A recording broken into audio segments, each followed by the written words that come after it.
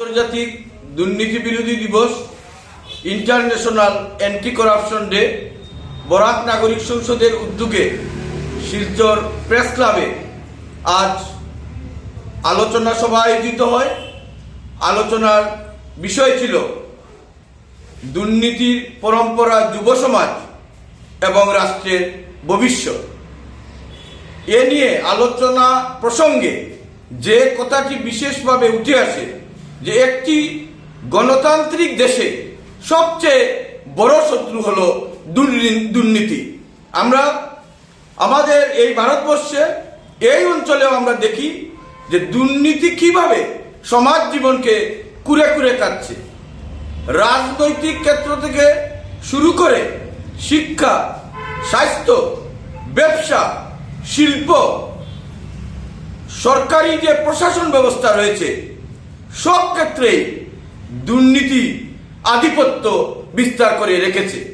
এবং দেখা যায় যে একজন নির্বাচিত জনপ্রতিনিধি, শাসক দলের নেতা বা বিরোধী দলের প্রভাবশালী যারা রয়েছেন, কিভাবে তারা রাতারাতি সম্পদের পাহাড় গড়ে তুলেছেন। সাধারণ অবস্থা থেকে তারা জনপ্রতিনিধি হয়ে অনেকেই সরকারি অর্থ আত্মসাৎ করে, যে অর্থ জনগণের টাকায়, করের টাকা, সেটিকে তারা করায়ত্ত করে কিভাবে তারা সাম্রাজ্য বিস্তার করে চলেছে। এর বিরুদ্ধে কিন্তু জনগণকে সোচ্চার হতে হবে, কারণ এটি কিন্তু গণতান্ত্রিক দেশ। আমরা প্রতিনিধি নির্বাচন করি। রাষ্ট্রসংঘ 2000 একটা বিষয় আন্তর্জাতিকভাবে একটা সমস্যা হয়ে দাঁড়ায়, একটা সামাজিক ব্যাধি হয়ে দাঁড়ায়। যেমন ধরুন মানবাধিকার, প্রত্যেকটা দেশের বা মানবাধিকারের যে আইনটা রয়েছে, মানবাধিকার দেখা যায় একটি দেশে এক রকম থাকে, তাই আন্তর্জাতিকভাবে মানবাধিকারের বিরুদ্ধে শরণার্থী সমস্যা, অনেকগুলো সমস্যা আছে যা নিয়ে আন্তর্জাতিকভাবে একটা জনমত তৈরি করার প্রয়োজনীয়তা পড়ে। ঠিক একইভাবে দুর্নীতি নিশ্চয়ই আন্তর্জাতিক একটা সমস্যা দাঁড়িয়েছে, তাই রাষ্ট্রসংঘ ধরনের কর্মসূচির আয়োজন করছে।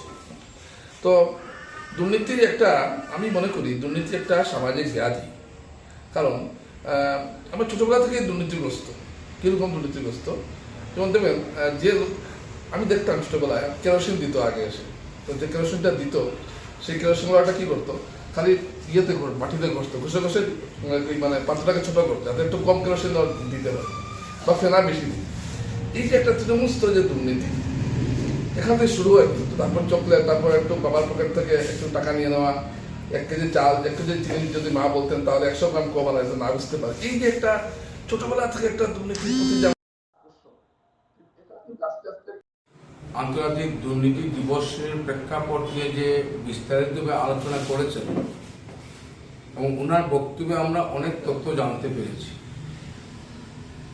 তারপরে বিশিষ্ট সাংবাদিক চয়ন ভট্টাচার্য উনি বক্তব্য রেখেছেন। তারপরে আমার কাছাড় জেলার যিনি বাঙালি পরিষদের সভাপতি দেবজিৎ দেব উনি বলেছেন, বলা হয়েছে যে আন্তর্জাতিক দুর্নীতি দিবস, এখানে লেখা আছে দুর্নীতির পরম্পরা, যুব সমাজ, রাষ্ট্রের ভবিষ্যৎ। আমরা ছোটবেলা থেকে আজ অবধি স্কুল জীবন, কলেজ জীবন, সামাজিক জীবন অতিবাহিত করছি। আর দুর্নীতি শব্দটা ছোটবেলাতে এখন পর্যন্ত সমাজের সাথে একটা অঙ্গাঙ্গী সম্পর্ক, দুর্নীতি ও সমাজ জীবন। যদি রাজনীতি নিয়ে বিশ্লেষণ করি, সেখানেও দুর্নীতি বিদ্যমান বর্তমান অবস্থায় আছে। যদি কোনো কর্মজীবনে, চাকরি জীবনে, সরকারি জীবনে, যে কোনো ক্ষেত্রে আমরা যদি দেখি যে দুর্নীতি একটা বিশেষ ব্যাপার, ওইটার সঙ্গে জড়িয়ে আছে।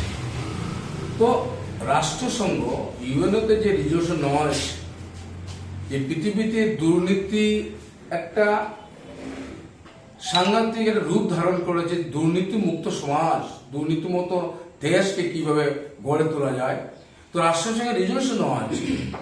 আর সেই রিজলিউশন নেওয়ার সাথে সাথে সংগঠনটা বলেছে যে 2003 সালে সম্ভবত যে রাষ্ট্রসংঘে সিদ্ধান্ত নেওয়া হয়েছে, রিজলিউশন নেওয়া হয়েছে যে যারা দুর্নীতিতে লিপ্ত হবে, যাদের দুর্নীতি সাজা পাবে, তাদের সম্পত্তি তসে রিকভারি করা হবে।